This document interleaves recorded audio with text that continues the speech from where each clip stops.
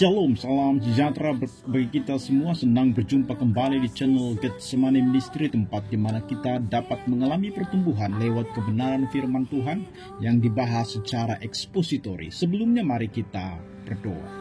Tuhan, jiwa kami haus akan kebenaran-Mu pada saat ini. Oleh karena itu kami rindu Roh Kudus-Mu membuka mata rohani kami, untuk kami boleh mengerti segala kebenaran Tuhan yang akan disampaikan lewat kebenaran firman-Mu pada saat ini. Dalam Kristus Yesus kami berdoa. Amin.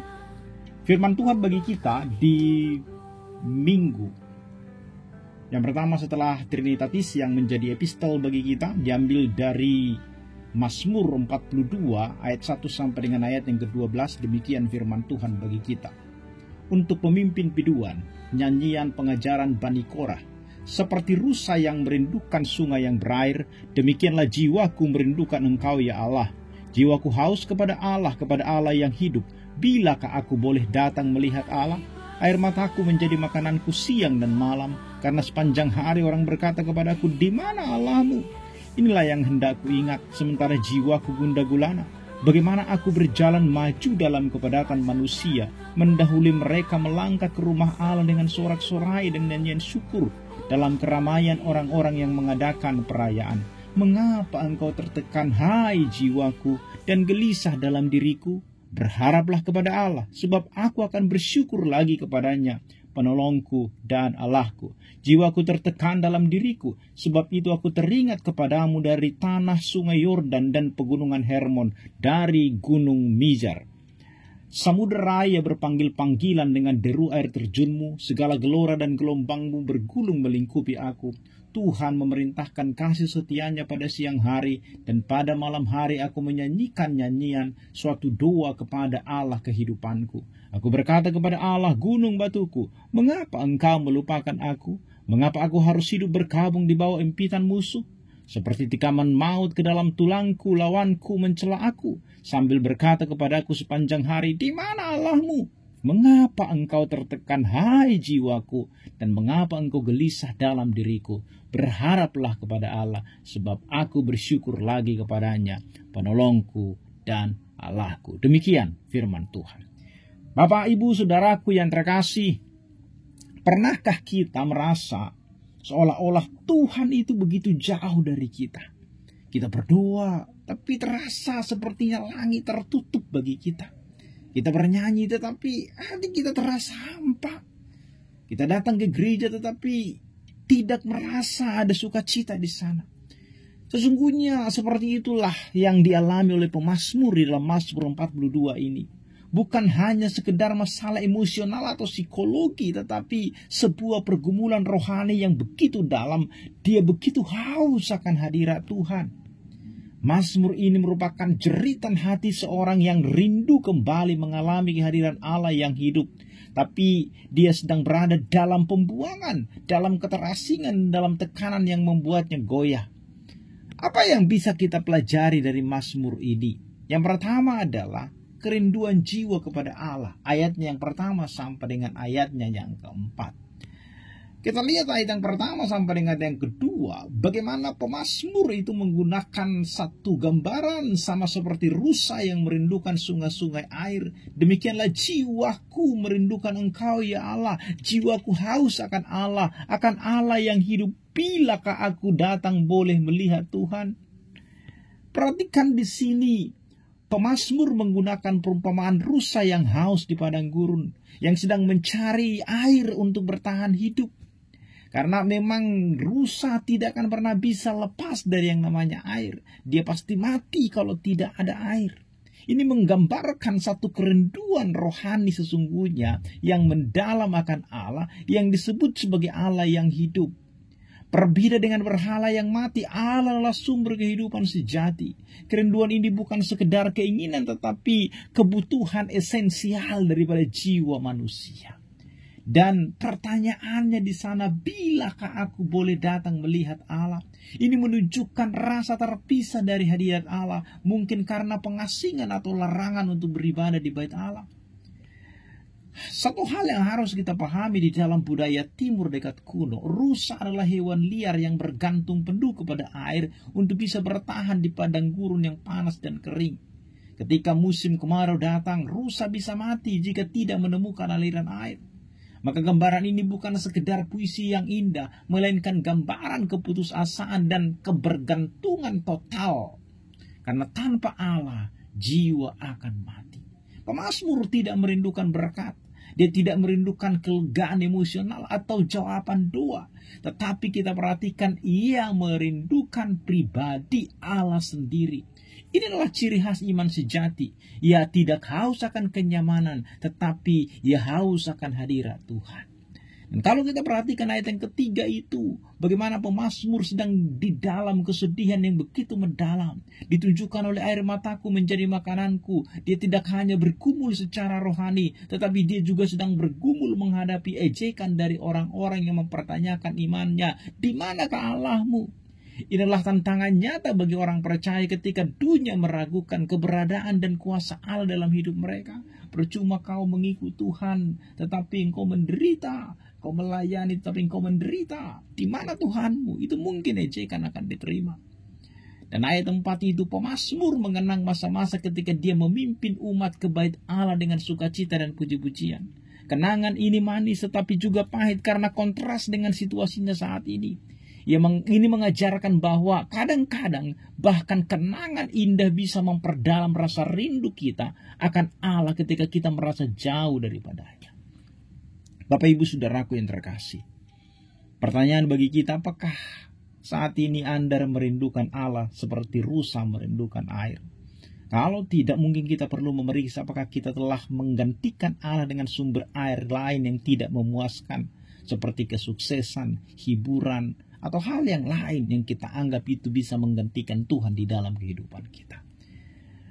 Ketika dunia mengejek iman kita, atau Anda merasa jauh dari Allah, ingatlah bahwa kerinduan Anda kepadanya adalah tanda bahwa Roh Allah masih bekerja di dalam hatimu. Dalam budaya modern yang menawarkan banyak air palsu saat ini, lewat media sosial, hiburan, pekerjaan, popularitas, banyak orang yang mencari penghiburan dalam hal yang fana. Tetapi hanya Allah lah yang bisa memuaskan kerinduan terdalam daripada jiwa manusia. Rasa haus rohani bukanlah tanda kelemahan iman, tetapi justru bahwa iman kita sedang sehat. Yang kedua, Bapak Ibu Saudara, dari teks ini, Mazmur pasal 42 ayat 5 sampai dengan ayat yang ke-10. Bagaimana pemazmur merasakan pergumulan jiwa di tengah tantangan.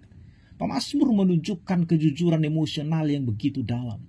Dalam tradisi Israel kuno, tidak semua keluhan itu dianggap pemberontakan. Mazmur ratapan seperti ini justru menjadi sarana untuk menyampaikan keluh kesah mereka kepada Allah. Dalam budaya Israel, menyuarakan rasa sakit kepada Allah adalah bentuk hubungan yang hidup, bukan penyangkalan. Makanya pemazmur kita lihat bicara kepada dirinya sendiri. Mengapa engkau tertekan, hai jiwaku, dan mengapa engkau gelisah di dalam diriku? Dan kita melihat di sini pemazmur berbicara kepada jiwanya sendiri. Sebuah teknik refleksi yang menunjukkan perjuangan batin yang begitu dalam. Dia mengakui kegelisahan jiwanya, tetapi juga memerintahkan jiwanya untuk berharap penuh kepada Allah. Inilah tindakan iman di tengah keputusasaan yang begitu dalam.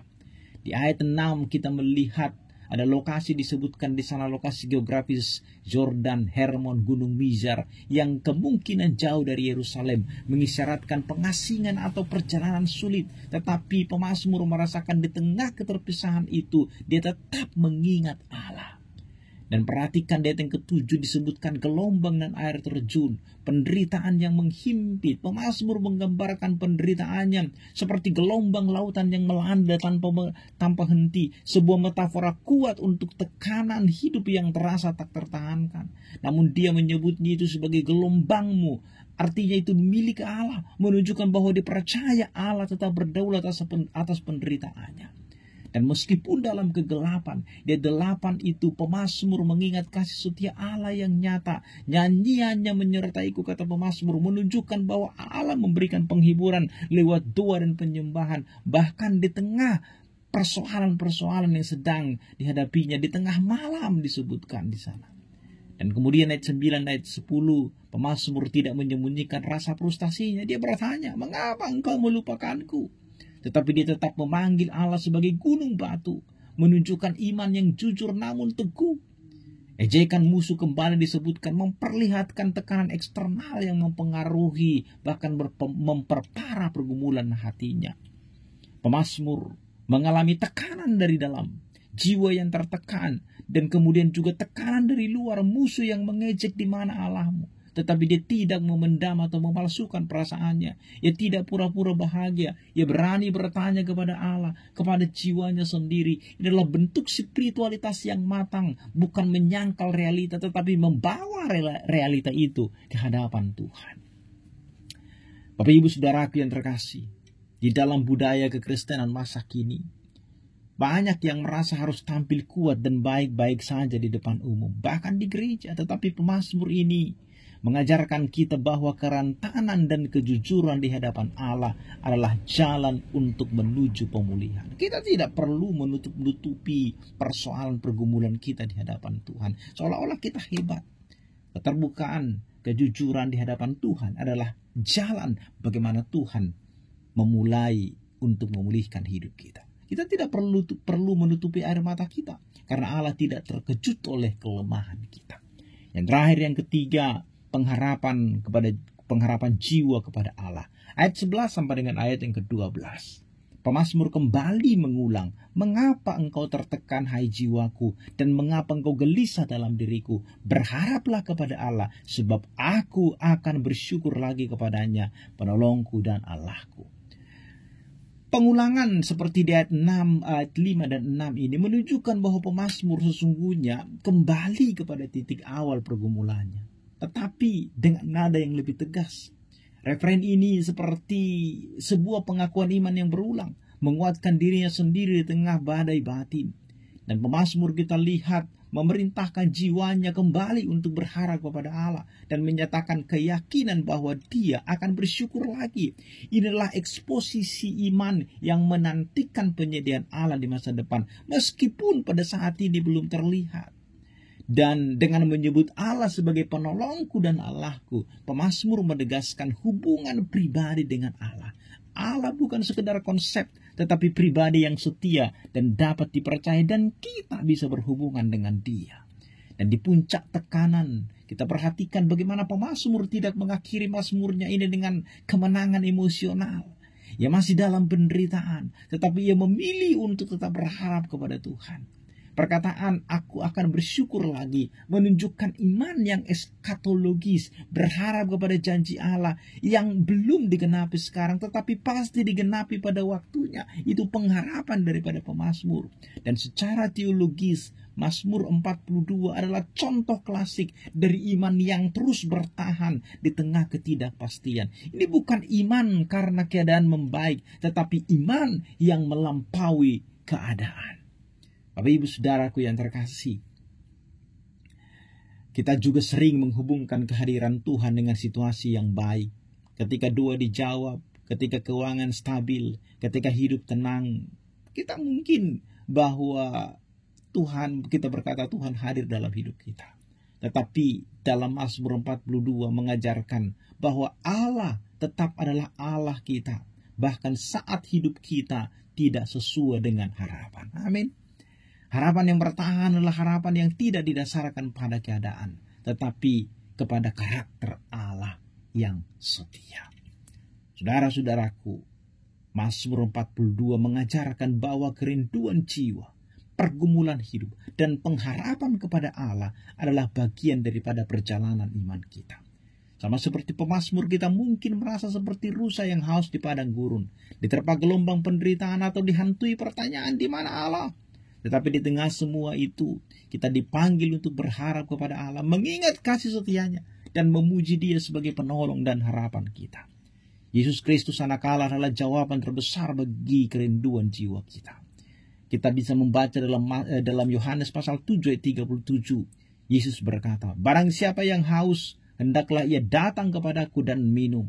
Oleh karena itu, mari datang kepada Yesus saat ini, dan biarkan Dia memuaskan jiwa Anda yang haus. Berharaplah kepadanya dan Anda akan bersyukur lagi, karena Dia adalah Allah yang setia, yang terus boleh menyertai kita, baik di dalam keadaan yang senang maupun di dalam keadaan yang sulit. Kiranya firman Tuhan ini meneguhkan dan menguatkan kita.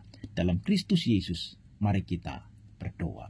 Bapa di surga, kami bersyukur atas firman-Mu yang sudah kami dengarkan dan mengajar kami untuk terus merindukan Engkau di tengah kegersangan hidup kami.